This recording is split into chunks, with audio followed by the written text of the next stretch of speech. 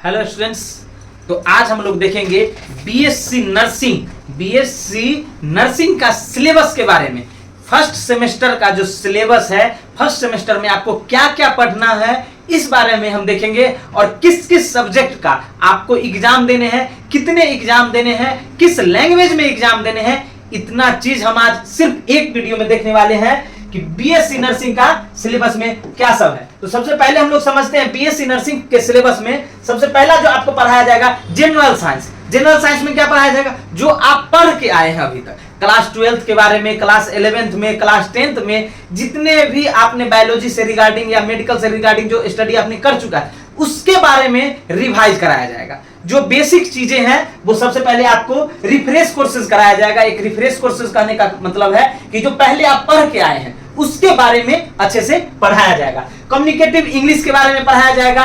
English subject आप लोगों को पढ़ना है।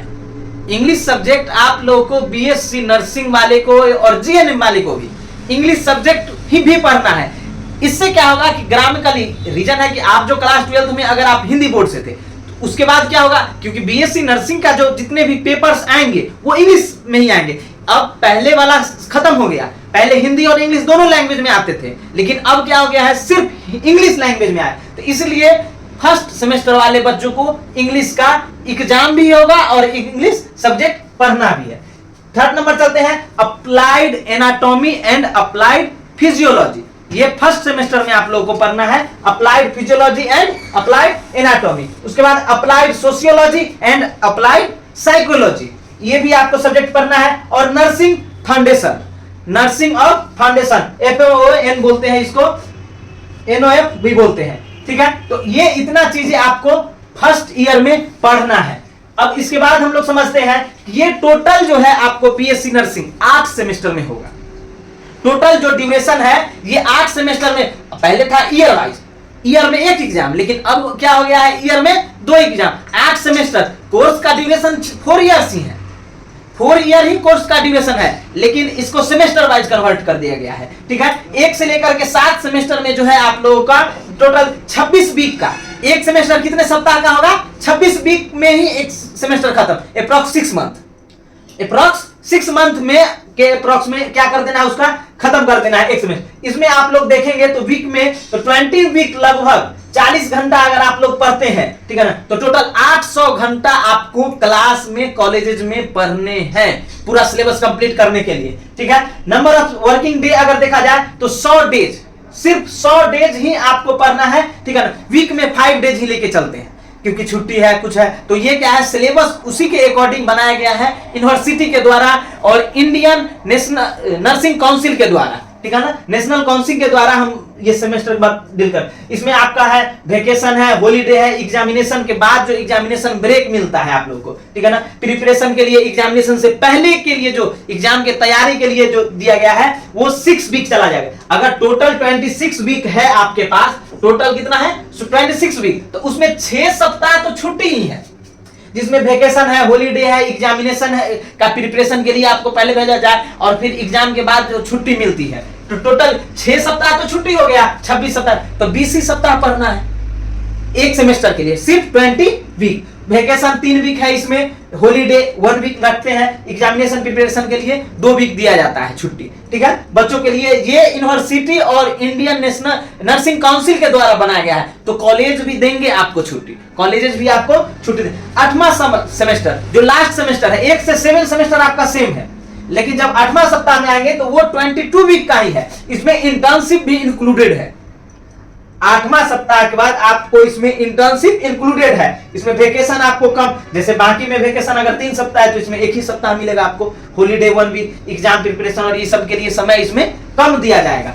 ये है हम लोग का पूरा ओवरऑल अगर देखते हैं तो इसके लिए। अब कोर्स के लिए हम लोग समझते हैं इसको, कोर्स इंस्ट्रक्शन में क्या क्या चीजें हैं। इस चीज को आप अगर देखेंगे तो सब अलग अलग, अगर सब्जेक्ट का देखते हैं तो सब्जेक्ट 5 सब्जेक्ट है, इसमें कितने कितने घंटा किस सब्जेक्ट के लिए दिया गया है, ठीक है ना। अगर आपको जनरल साइंस पढ़ना है तो 80 घंटा के लिए है, थ्योरी के लिए टोटल 80 घंटा ही आपको सिर्फ जनरल साइंस पढ़ना है। कम्युनिकेटिव इंग्लिश 40 घंटा, ज्यादा बहुत ऐसा नहीं है कि आप ग्रामर पढ़ते जाए ट्रांसलेशन बनाए जा रहे हैं 6 महीना ट्रांसलेशन, ऐसी बात नहीं। 40 घंटा का एक करिकुलम बना दिया गया है नेशनल काउंसिल के द्वारा, नर्सिंग काउंसिल के द्वारा, तो उसके अकॉर्डिंग सिर्फ 14 आवर्स, ठीक है। Applied anatomy and applied physiology के लिए, थ्योरी के लिए 100 घंटा काफी है। इतना ही देर अगर आपको डिस्ट्रीब्यूट किया जाए, ठीक है ना, तो टोटल वही लगभग 680, लगभग 700 घंटा ही आपको फर्स्ट सेमेस्टर में पढ़ना है इस कॉलेजेस के अनुसार। बाकी सेल्फ स्टडी तो एक्स्ट्रा करना ही है, लेकिन ये कॉलेजेस जो है इतना आपको पढ़ाएंगे। सोशियोलॉजी साइकोलॉजी के लिए 100 घंटा है। मेन है आपका नर्सिंग फाउंडेशन फर्स्ट। ये एग्जाम नहीं होगा नर्सिंग फाउंडेशन का, लेकिन आपको पढ़ना है किस किस व्यू से, तो इसमें थ्योरी जो है 120 घंटा के लिए है, ठीक है ना। सबसे ज्यादा लैब और जो प्रैक्टिकल पार्ट है वो है सिर्फ आपका नर्सिंग फाउंडेशन का, फाउंडेशन ऑफ नर्सिंग का ही सिर्फ ये लैब होगा। जितने भी लैब का क्या क्या है वो आपको हम नेक्स्ट वीडियो में दिखाएंगे, बताएंगे भी, ठीक है ना। और 160 घंटा क्लिनिकल्स आवर, आपको क्लिनिकल्स के बारे में और उसका सिर्फ थियोरेटिकल पार्ट, यहां पे सिर्फ थियोरेटिकल पार्ट आपको पढ़ना है नर्सिंग फाउंडेशन में, सिर्फ प्रैक्टिकल पार्ट पे ज्यादा इसमें इस ईयर में ध्यान देना है, ठीक है। अब हम लोग नेक्स्ट समझते हैं एग्जामिनेशन पॉइंट्स ऑफ व्यू। आपको एग्जाम किस किस सब्जेक्ट का देना है और कैसे कैसे देना है, इंटरनल और एक्सटर्नल। जनरल साइंस में आपको इंटरनल कॉलेजेस एग्जाम लेंगे, ठीक है ना, तो उसका 25 मार्क्स का होगा। और 25 मार्क्स का जब ईयरली जो सेमेस्टर का पूरा होता है उसमें हाफ सेमेस्टर में जो एग्जाम होने वाला है उसमें जो होगा उसी से आपको 25 मार्क्स मिलेगा। पहला जो अब आप एंट्री लिए तो क्लासेज में जो अगर एक सेमेस्टर में जो है कॉलेजेस आपको 2 बार एग्जाम लेंगे 6 मंथ में, इस बीच में जो 20 वीक बचा है उसमें 2 एग्जाम कॉलेज कंडक्ट करेगा। एक एग्जाम में 25 मार्क्स का पूछेगा, ठीक है, तो ये हो गया। दूसरा आपको एग्जाम जब यूनिवर्सिटी एग्जामिनेशन से पहले प्री यूनिवर्सिटी एग्जाम होगी उसमें आपको 25 मार्क्स का पूछेगा। टोटल 50 मार्क्स जो है ये आपको कॉलेजेस देंगे। 50 में से जो होंगे वो आपको कॉलेज, यहां यूनिवर्सिटी से कोई मतलब नहीं। आपको जो भी अगर इस सेमेस्टर ब्रेक का एग्जाम होता है, हाफ सेमेस्टर लिए या प्री यूनिवर्सिटी एग्जाम, तो आपको उस एग्जाम में बैठना कंपलसरी है, क्योंकि उसी से इंटरनल एग्जामिनेशन होगा, वही से नंबर आपको मिलेगा जो मेन यूनिवर्सिटी एग्जाम में आपको नंबर मिलेगा, इसी के पर निर्भर होकर। इंग्लिश का एग्जाम होगा, 2 एग्जाम होंगे, दोनों में 25-25 मार्क्स का होगा, 1-1 घंटा का एग्जाम होगा, आपको टोटल यहाँ 50 करीब 50 मार्क्स का मिलेगा। अब इसमें applied anatomy and applied physiology में देखा जाए तो 25 मार्क्स आपको इंटरनल एग्जामिनेशन जो कॉलेजेस लेंगे और 75 नंबर का एग्जाम लेगा आपका यूनिवर्सिटी।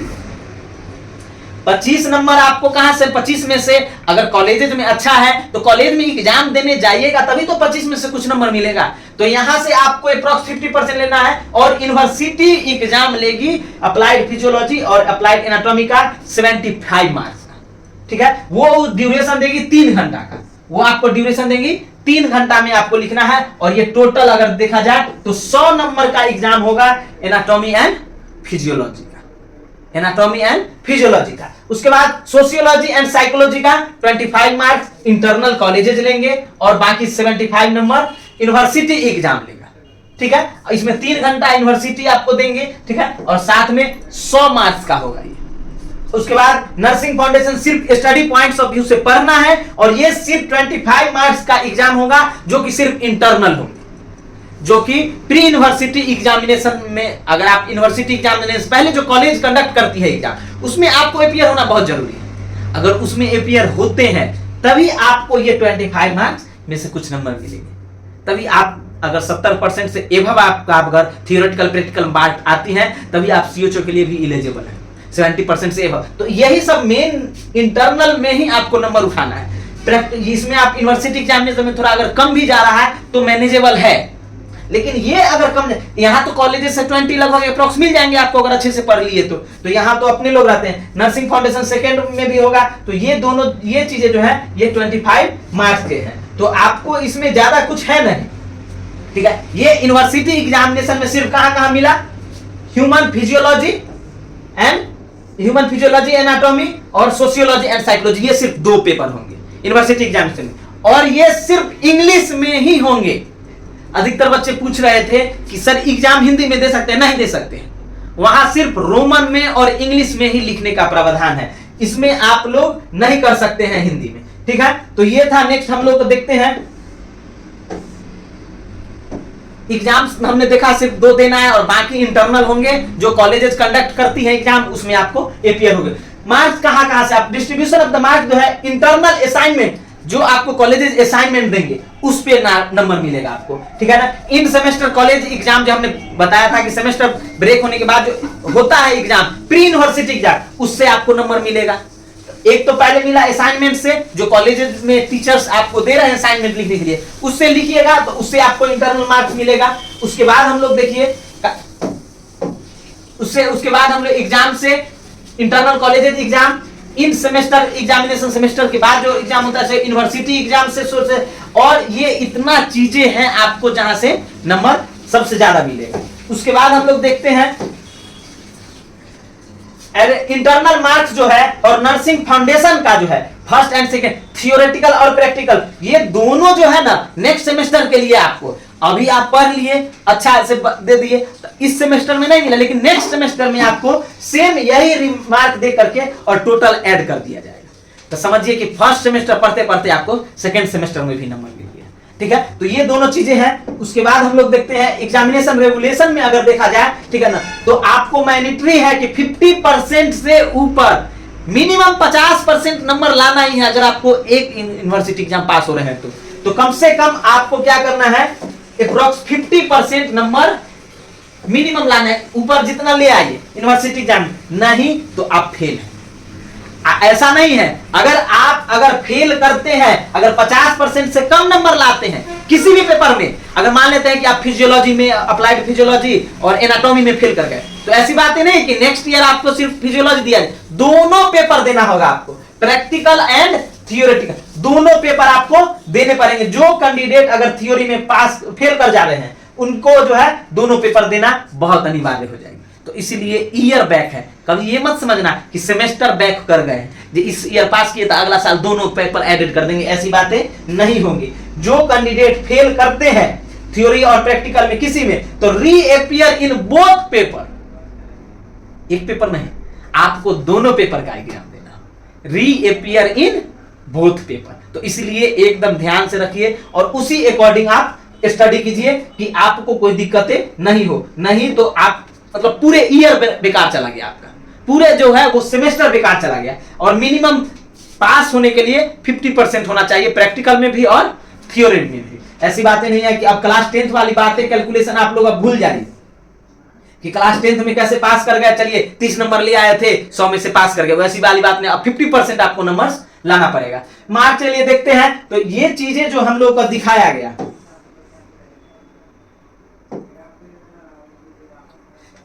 अप्लाइड फिजियोलॉजी और अप्लाइड एनाटॉमी में हमने बताया था कि एनाटॉमी में सेक्शन ए में एनाटॉमी और सेक्शन बी जो अब आपको क्वेश्चन दिया जाएगा, तो देखिएगा यूनिवर्सिटी एग्जामिनेशन में, तो एक क्वेश्चन अगर मान लेते हैं फर्स्ट डे गए तो फिजियोलॉजी और एनाटॉमी का एग्जाम था, तो उसमें क्या होगा कि सबसे पहले section A and section B, तो सेक्शन ए में देखिएगा तो एनाटॉमी का क्वेश्चन रहता है और सेक्शन बी में फिजियोलॉजी का। तो सेक्शन ए में देखिएगा तो 37 नंबर का क्वेश्चन होगा, ठीक है। कितने नंबर का, जैसे हमने बताया था यूनिवर्सिटी एग्जामिनेशन 75 नंबर का लेगा, तो section A and section B करके, तो सेक्शन ए में क्या रहेगा एनाटॉमी और सेक्शन बी में फिजियोलॉजी, सेक्शन बी में फिजियोलॉजी, तो फिजियोलॉजी 38 मार्क्स का और एनाटॉमी 37 मार्क्स का। दूसरा पेपर होगा सोशियोलॉजी एंड साइकोलॉजी का, सोशियोलॉजी एंड साइकोलॉजी का दूसरा पेपर होगा। तो सेक्शन ए में क्या होगा, उसमें सोशियोलॉजी कितना नंबर का, 37 नंबर का, 37 मार्क्स का, और सेक्शन बी में आपको साइकोलॉजी का रहेगा, तो वो कितने मार्क्स का है, 38 मार्क्स का। तो ये टोटल हम लोगों को देखा गया